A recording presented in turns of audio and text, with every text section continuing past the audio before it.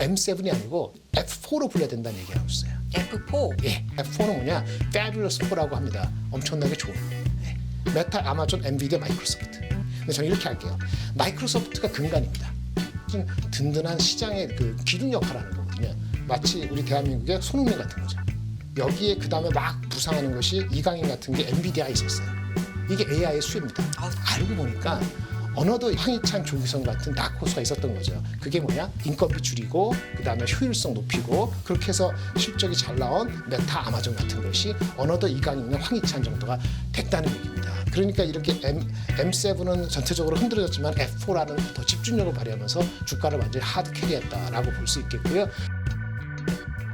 우리 시장에 대해서 참 느끼시는 게 많아서 그런 부분을 또 의견을 말씀을 해주셨는데요. 여러분의 의견도 채팅창에 많이 남겨주시고요. 저희는 시장 얘기 또 한 분 한 분 스튜디오에 모시고 이어가 보도록 하겠습니다. 유니스토리 자산운용의 김장렬 본부장 나와 계십니다. 어서 오세요. 안녕하세요. 안녕하세요. 주말 네. 잘 보내셨죠? 네. 지난주 참 숨가쁘게 네. 미국 시장도 그렇고 우리도 뭐 각종 이슈 속에 그래도 뒷심을 발휘하면서 우리 시장도 그렇고요. 네, 많이 금요일에 좀 좋았죠. 그렇죠. 네. 올라왔습니다. 자, 어떤 얘기부터 좀 정리를 해볼까요? 네, 지난주 금요일날 미국장 하기 전에 지난주 초반에는 고용 지표나 지수들이 조금 약해서 그냥 이렇게 그러면 금리 인하가 빨리는 아니더라도 결국 오는 거 아니야 이런 게 있었고 한국은 기업 밸류업 프로그램에 의해서 관련주들이 뭐 지주회사다, 은행이다, 뭐 자동차 말고 막 올랐잖아요. 저 PBR주라고 그렇죠. 하는. 그러다 보니까 네. 수급이 제한적이다 보니까 다른 주식들을 팔고 가서 또 전체적인 장은 좀 헤맸습니다만은 네. 그래도 금요일날 기분 좋게 올랐어요. 그렇죠. 지난주엔 미국의 금리에 대해서 잠깐 말씀드려보면은 네네. FOMC가 있었잖아요. 네. FOMC는 금리 인하는 할 것으로 보이죠.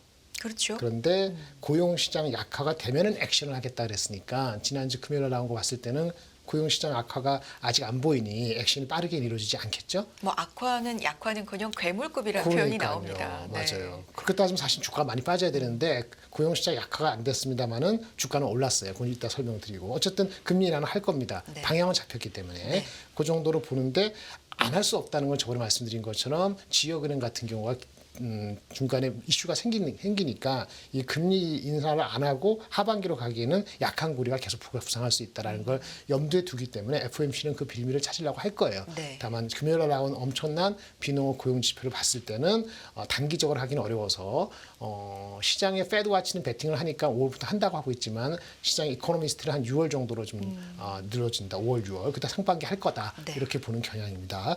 그러면 이제 뭐 ADP 고용이고 이건 다 말씀하셨으니까 넘어가고 네네. 그런데 강력한 1월 고용 보고서 나왔죠. 35만 명. 네. 더군다나 그 전 달이 또 올라서 둘 다 30만 명대예요. 이거 엄청난 거니까 주가가 사실은 빠져야 됩니다. 굿뉴스이지 배드뉴스로 해석을 한다면 그래야 그렇죠. 될 텐데 예. 안 그랬어요. 안 그랬어요. 네. 그럼 뭐냐? 호실적이 너무 호호했어요. 네. 좋은 실적이 너무 호호하니까 강력한 고용 보고서의 임팩트가 과거랑 달리 작용을 한 거죠. 근데 굳이 강력한 고용 보고서를 조금 다른 생각을 해본다면은 그 1월 달에 기상 악화로 출근을 못한 사람들이 있고요. 예를 들어서 뒤에 보시겠습니다만은 그 늘어난 사람들이 대부분 약간 저급, 그러니까 서비스 업종 전문이나 서비스 계통이기 때문에 요즘에 빅테크 사람들이 많이 잘리는 데 대비했을 때는 실업률이나 이런 쪽은 움직이지 않았습니다만은 실질적으로 인당 평균 노동 시간이 줄었기 때문에 집에 제가 가져가는 돈은 늘지 않았을 수 있어요. 그러니까 일하는 시간이 줄었다고요. 네네. 그러니까 일하는 시간당 평균 임금은 올라갔을 수 있겠죠. 그러니까 일하는 시간당 평균 임금이 올라갔다 하지만은 실제 0.6%만큼 올라간 것이 정확한 거냐? 평균 노동 시간 자체가 유지됐으면은 달랐을 수 있다. 이런 해석을 가질 수 있기 때문에 지금 1월에 이 지적을 똑같이 굴스비도 했더라고요. 네, 그게 네네. 저도 딱 보면서 인당 평균 노동 시간 줄었다. 그럼 나누면 어떻게 되냐면요. 인당 시간당 평균 임금이 전월 대비했을 때 거의 안 늘거나 0.3%밖에 안 늘었을 수도 있어요. 근데 1월 달에 인당 평균 노동 시간 준 것이 추세다. 그러면 네. 이게 달라질 수 있는 건데 거기에 대한 이견이 있을 수 있다는 거 하나라 나중에 말씀드리려는데 제가 말씀드리면 그 작년에 네. 빅테크 1000개에서 미국의 1000개, 네네. 빅테크는 아니 테크에서 1000개에서 26만 명이 레이오프 됐거든요. 네네. 근데 올해 1월 달에 빅테크 100개에서 2만 5천 명이 잘렸어요. 네. 한 달에 벌써 네. 100개에서 그러니까 엄청나게 많이 잘린 거예요. 올해만. 올해 1월 달에만. 아, 그래서 무슨 얘기냐? 화이트 칼라에서 하이엔드 쪽은 잘리고요. 그럼 어떻게 되죠? 비용이 줄잖아요. 그래서 메타나 아마존의 비용 절감으로 그것도 빅테크 긍정적으로. 그렇죠. 네. 반면에 인원수는 어차피 잘린 수만큼 서비스업이나 그 로우 페이 잡에서 늘어났기 때문에 실업률은 늘지가 않는 거예요. 아, 무슨 말인지 아시겠죠? 네네. 그다음에 임금 시간당 평균 임금에도 플러스 효과가 나타나죠. 왜? 고위 임원들이나 이런 사람들이 하이페이드 화이트 칼라 사람들이 많이 잘렸기 때문에 블루 칼라 사람들은 늘고 그러니까 평균 임금은 내려가는 거죠. 이렇게 작용을 해야 되는데 아까 말한 것처럼 일하는 자체 시간이 특별히 낮았기 때문에 그런 거 아니냐 이런 해석이 가능한 거예요. 네. 그래서 1월 달에 일한 근무 시간 자체에 변수가 있기 때문에 이것이 진짜 35만 명이냐 순수하게 그렇게 볼 수는 없다라고 보는 사람도 있습니다. 어쨌든 간에 그렇다 하더라도 워낙 강하기 때문에 주가가 올라가지 못할 수도 있는데 그거를 상쇄할 정도로 실적이 좋았다는 거는 참 놀라운 얘기죠. 그래서 이걸 가져왔습니다. 우리 축구 이겼죠. 아, 예. 아 진짜 아주 좋게 여겼습니다. 잘했고. 예. 특히나 역전승이라는 그 쾌감이 두 번 연속 높은데 골 이렇게- 너무 멋있었어요. 맞아요. 네. 맞아요. 이제 미국에서 네. 그 주가가 아까 말씀한 우리 각도기님도 말씀하신 메타가 20% 올랐잖아요.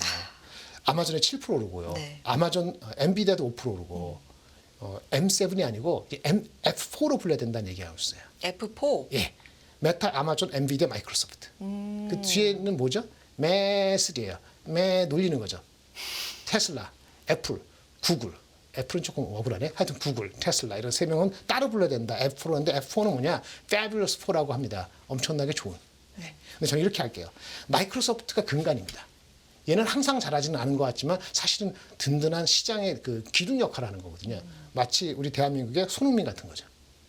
그리고 사실은 여기에 그 다음에 막 부상하는 것이 이강인 같은 게 엔비디아에 있었어요. 이게 AI의 수혜입니다. 아 축구 선수 이렇게 비유해 네, 주시니까. 말 되지 않습니까? 네, 마이크로소프트, 네. 엔비디아 이게 손흥민 이강인인데 알고 보니까 어느덧 이강인, 황희찬, 조기성 같은 다크호스가 있었던 거죠. 그게 뭐냐? 인건비 줄이고 그 다음에 효율성 높이고 그렇게 해서 실적이 잘 나온 메타, 아마존 같은 것이 어느덧 이강인이나 황희찬 정도가 됐다는 얘기입니다. 그러니까 이렇게 M7은 전체적으로 흔들어졌지만 F4라는 더 집중력을 발휘하면서 주가를 완전히 하드 캐리했다라고 볼 수 있겠고요. 우리는 그 정도로 하드 캐리할 상대가 사실은 반도체인데 반도체가 조금 실적이 좀 그래서 애매했고 대신에 이게 기업 밸류업 말씀드릴 그런 걸로 좀 하드 캐리할 수 있는 분위기가 나타나고 있는데 그래도 분위기는 미국의 F4가 끌고 간다 이렇게 말씀드릴 수 있겠고요. 이게요, 본부장님. 네. 그 M7이라고 우리가 얘기를 예전에 조금 더 예전은 이제 빵 개념이었고 네, 빵이었죠. 그게 M7이 됐다가 최근에 사실 F4 말씀해 주셨지만 이 네. F4 전에 F5라고도 전 그렇습니까? 들어봤거든요. F5가 이제 F4까지도 됐고 네네. M&M 개념까지도 M&M, 네. 그렇죠. 네. 세 개로도 이제 줄여지는데 도대체 어디까지 줄지 하나만 남는 거 아니야? 뭐 이런 생각도 그러니까 이게 듭니다. 집중화되면서 그러니까요. 차별화가 극심화되면서 대한민국도 그럴 수 있다는 거예요. 그 상당히 조심스럽다 이렇게 말씀을 드릴 수 있겠고요. 여기서 손흥민, 이강인 빠지면 나머지 있어서 소용이 없잖아요. 네. 그런 양상이 될 수 있거든요. 다양한 선수긴 한데. 네, 그렇습니다. 근데 저 중요한 거 아까 말한 것처럼 임금 인상이 되고 있어야 되는데 네. 화이트 칼라를 줄이면서 효율을 갖다. 메타가 작년에 저커버그가 뭐라고 얘기했냐면 작년은 투자를 많이 했잖아요. 그러니까 우리가 앞으로 갈 거는 a year of 뭐라 그러냐면 이 사람들이 efficiency 효율성을 추구하는 해가 될 것이다. 작년에. 그 작년 4분기에 그게 나타났잖아요. 이게 지금 나타난 거잖아요. 그러니까 효율성을 추구하는 M7, F4가 된 거예요. 그러니까 주가는 이제 그걸 믿고 가는 거죠. PER이 전체적으로 미국 장은 20배, S&P 500 하지만 빅텍은 한 30배 가더라도 그만한 이유가 있다라고 믿고 가는 거죠. 마찬가지로 우리나라도 그동안 오르지 않았던 그 아까 저 PBR이나 ROE라든지 기업 밸류압이 하나의 계기가 되면은 주가가 더 갈 수 있는 거가 되죠. 계기가 엄청 중요한 겁니다. 왜냐하면 아무리 진주해도 진주를 발견해서 프로모트하는 사람이 없거나 그런 환경이 안 되면 계속 잠겨 있는 진주가 되거든요. 그래서 그런 의미에서도 우리나라 이번에 기업 밸류압 프로그램도 아주 단기적으로 실망시키는 그런 이상한 백트랙이 없으면은 어느 정도는 더 업사이드가 있지 않을까 보고요. 하여튼 M7이 아니고 F4가 끌고 갔다라고 말씀드리고 여기 보시면 우리한테 의미 있는 건 메타 플랫폼즈 F4에서 핵심은 아까 말한 주주환원이에요. 이건 우리랑 일맥상통하죠. 네. 근데 그 전에 자기네가 할 건 다 한 거예요. 뭐냐 아까 비용도 사람들이 줄이고. 비용을 줄이고 네. 뭐 연계해서 효과적으로 나타내고 우리한테는 GPU 구매를 늘린다. 이거 좋은 거죠. 반드시 쓰는 거니까. 쇼 프로그램, 릴스가 잘 된다 하더라고요. 라지 랭귀지 이렇기 때문에 얘네 잘 되고 그 다음에 연관되는 사람들한테도 좋은 효과를 하고 상당히 엄청난 하드 캐리를 할 만했다 이렇게 말씀을 드릴 수 있겠고요. 네. 아마존은 그 정도는 아니더라도 똑같은 거죠. 아마존도 클라우드가 잘 되니까 거기 퍼블릭 클라우드로 전환하는 속도가 작년에는 IT 업체들이 소비를 줄이니까 많이 안 하니까 작년에는 주춤했는데 올해는 퍼블릭 클라우드로 전환이 빨라지고 있다. 얘네 고객들이. 그래서 자기네들이 클라우드가 좋았고 그리고 마진도 좋았고 그래서 투자는 계속한다라고 얘기를 하는 거기 네. 때문에 우리나라에도 좋습니다. 미국만큼은 아니더라도 네. 그렇게 보시면 될 것 같고요. 그 반면에 아까 매3에 있었던 애플, 구글, 테슬라 얘기하고 싶지 않고요. 테슬라, 애플, 구글인데 애플하고 삼성전자를 말씀드려보면은 모멘텀은 언제지? 좋아진다는데 오케이야? 이렇게 물어보는 거죠. 애플은 아이폰이 오케이인가? 라고 했을 때 누구는 그러더라고요. 애플이 지금 아이폰이 한 6% 성장해 3% 성장했다 그러는데 사실은 작년 4사분기, 재작년 4사분기 대비했을 때 특수한 거 빼면 말이죠. 거의 성장이 없었어요. 중국만 문제가 된 게 아니에요. 중국이 마이너스 성장했다는 거 플러스 다른 나라 성장도 실질적으로 스페셜 이펙트 빼면은 애매한데 또 회사가 얘기하기로는 뭐 비전 프로그램 생성의 AI고 이런 계획은 밝히지 않았고 비전 프로에다나 AI는 올 가을에 이후에 개발자 회의 이후에나 모멘텀을 찾을 수 있기 때문에 네. 장이 장이 때문에 이 주가가 빠질 일은 없습니다. 별로 없지만은 이게 앞에서 하드 캐리하게 흔들었다. 같은 개념으로 삼성전자가 그럴 수 있다는 게 조금 걱정이 되는데 지금 장에 부른 삼성전자도 빠지지 않을 것 같아요. 올라갈 것 같은데 이게 보시면 회복은 해요. 근데 굉장히 느려요. 네. 그래서 거북이 같은데 현재 토끼는 아니고 이래도 될까요? 된다는 게 이 사업을 하는 입장이나 삼성전자 롱으로 보는 사람들은 절대 여기서 뭐 프로핏 테이킹을 많이 해야 된다 이런 얘기는 아닙니다만은 속도가 좀 이슈가 될 것 같다. 고객사가 재고를 조정하는데 시간이 걸리고 비메모리는 인정했어요. 저번에 말씀드렸죠. 시간이 한참 걸릴 수도 있다. 그래서 사람들이 어떻게 보죠? 회복은 하는데 무의가 아니다. 1분기 실적도 아니 4분기 2조 8천했는데 1분기 실적도 에너지 쫄아가지고요. 3조부터 5조까지 이렇게 와이드 레인지예요. 그러면 2분기 때나 한 10조, 7조, 8조 돼야지 한 30조 되는 거니까 ROE가 그래 8%니까 1.5배 하면 8만 원이 그 정도가 목이다라는 생각을 갖고 바라보기 때문에 마치 애플하고 비슷한 거죠. 핵심은 있지만은 속도가 느리다. 그럼 우리는 이강인 같은 사람들을 찾게 되는 거죠. 근데 없으면 어떻게 되죠? 이강인 같은 뭔가 모멘텀을 찾아야 되는데 그게 뭐냐? 지금 멜리아 프로그램이 그 시점에 튀어나온 거예요. 좋아요. 여기까지 일단 네.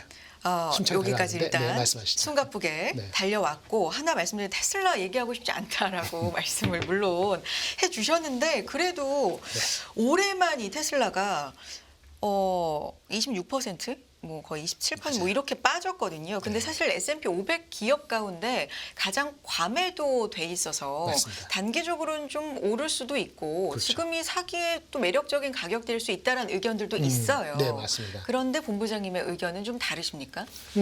자율적인 반등의 가능성은 충분히 있죠. 네. 장 자체가 이게 올라가는 분위기라면은 테슬라가 뭐 지금 190불인가 180불인데 150불까지 아무 생각 없이 내려가느냐 이러지는 않을 거죠. 근데 전제 조건이 금리 인하가 제일 중요해요. 저번에 말했지만 2차 전지나 이런 2차 전지 전기차는 핵심적으로는 사람들이 고금리 때문에 차를 사는데 이제 주춤주춤하는 세력들이 많이 생긴 거거든요. 그러니까 살 사람은 초반에 다 샀다고 얼리 어답터요. 그 다음 사람은 금리에 민감한 사람들이 걸리니까 금리 인하가 3월 하다 5월 하다 6월 미뤄지면 그거만큼 타이밍이 조금 재는 사람이 더 생길 수 있다는 게 가장 큰 이유가 되고요. 테슬라를 롱통으로 보는 사람들은 뭐 자율주행차다 이런 게 가야 되잖아요. 자율주행차 그 레벨이나 그런 거에 대해서는 빨리 나타나지 않고 있으니까 이 금리 인하하고 자율주행차에 대한 구체적인 로드맵이 나오는 게 필요할 것 같은데 그게 2월, 3월에 나올지는 잘 모르겠어요. 그렇기 때문에 제가 봤을 때는 여전히 타이밍적으로는 조금 미뤄도 크게 무리가 없지 않을까. 갖고 계신 분들이 뭐 다 팔아야 된다 이런 말씀은 아니지만 그게 개인적으로 갖고 있는 그래서 M7에서 제일 먼저 탈락했다 이렇게 말씀을 드리는 거죠. 좋습니다. 테슬라에 대한 얘기까지 들어봤고요. 이제 저 PBR주 네네. 얘기로 조금 더 깊이 있게 들어가 보겠습니다. 기업 밸류업 프로그램에 대한 기대감 때문에 네네. 이 저 PBR주도 관심을 좀 크게 그렇습니다. 받았던 건데 전반적으로 좀 어떻게 보시는지 듣고 싶어요. 일단 저 PBR이 이유가 있었을 거 아닙니까? 네.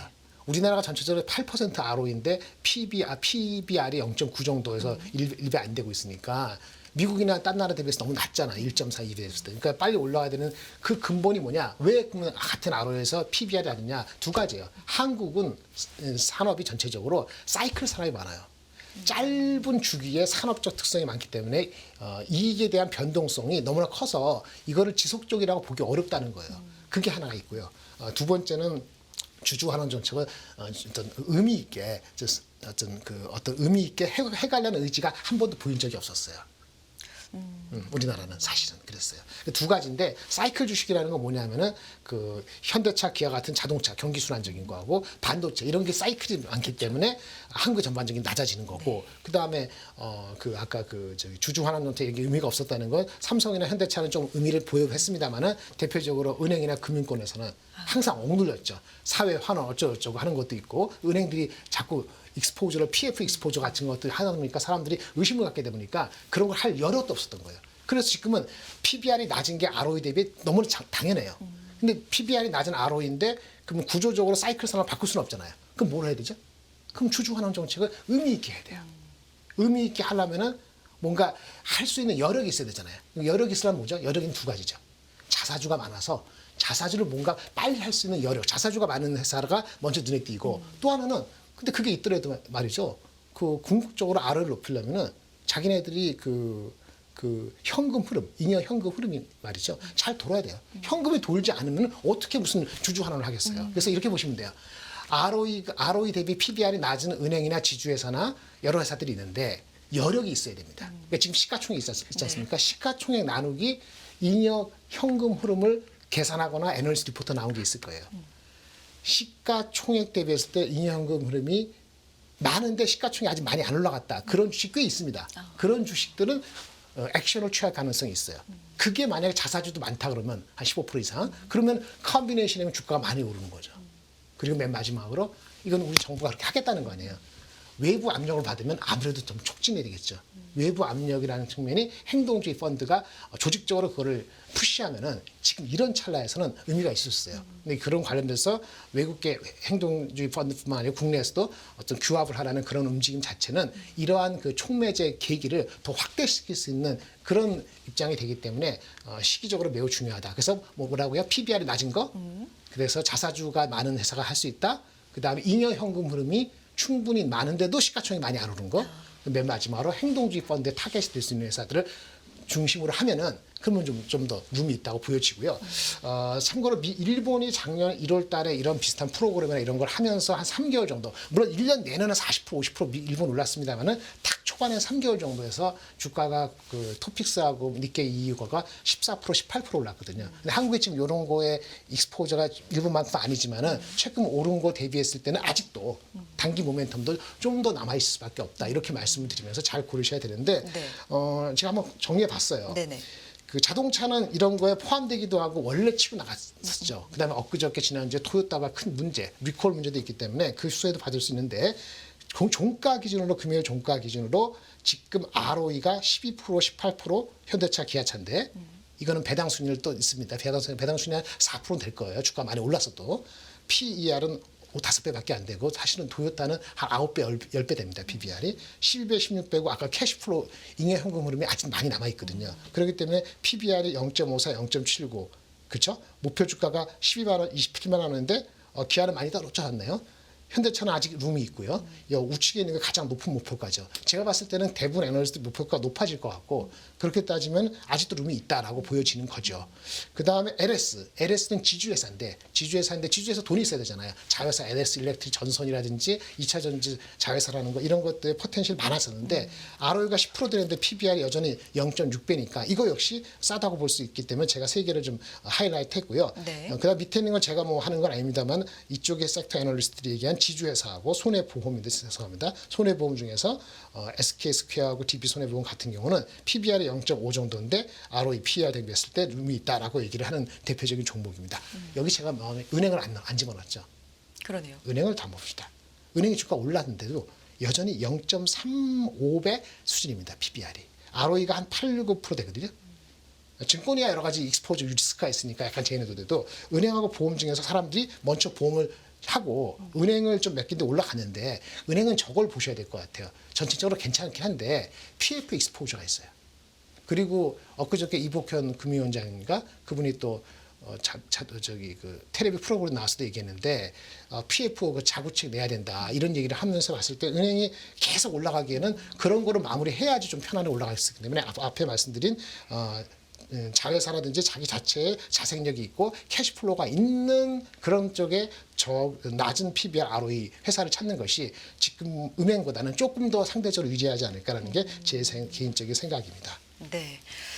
지금 저 PBR주가 뭐 여러 가지 관심을 받고 있는 가운데 일각에서 나오는 우려는 일단 아직 구체적인 대책이 나오지 않았다는 점. 두 번째는 이 저 PBR주 가운데에서도 지나치게 ROE가 자기 자본 이익률이 좀 낮은 기업들에도 돈이 무차별적으로 몰린다는 점. 네, 이런 그렇죠. 점도 좀 과열에 주의해야 된다라는 목소리가 나오고 있기 때문에 체크해야 될 부분을 지금 말씀을 해주신 거고요. 행동주의 펀드까지 정리를 한번 해보겠습니다. 네. 빠르게. 행동주의 펀드는 네. 사실은 작년 10월, 9월부터 꿈틀꿈틀했는데 우리 어텐션을 받지 못했어요. 네. 근데 12월 달에 한 달 전에 미국 행동주의 헤지 펀드가 그 삼성물산한테 뭐 배당 이런 거 자본 배분 네. 계획을 도입을 해라라고 얘기를 했었는데 올해 1월 달 들어와서 지난달 말이죠. 뭐 얼라이언스 파트너스 기타 등등 해가지고 전반적으로 이번 주총에서는 확실하게 모든 업체에 주주 제한 활동을 예고를 했어요. 선전포고를 한 거죠. 그 시기에 딱 맞아떨어진 네. 거예요. 그리고 또 하나금융 같은 경우는 잘 나갔잖아요. 하나금융 바로 소각한다 나오니까 칭찬하고 이게 분위기를 잡아가는 거거든요. 이런 분위기가 아마 주총하기 직전까지는 흐름이 갈 수 있기 때문에 뭐 최근에는 뭐 삼성물산한테 주주 제한도 얼마 전에 엊그저께 했고 이런 측면으로 봤을 때는 연반적인 이런 분위기를 끌고 갈 수 있기 때문에 포트에서 이런 거를 무시하기는 좀 현실적으로 어렵다라고 말씀을 드릴 수밖에 없습니다. 네, 여기까지 하겠습니다. 유니스토리 자산운용 김정열 본부장 함께했습니다. 고맙습니다. 네, 감사합니다.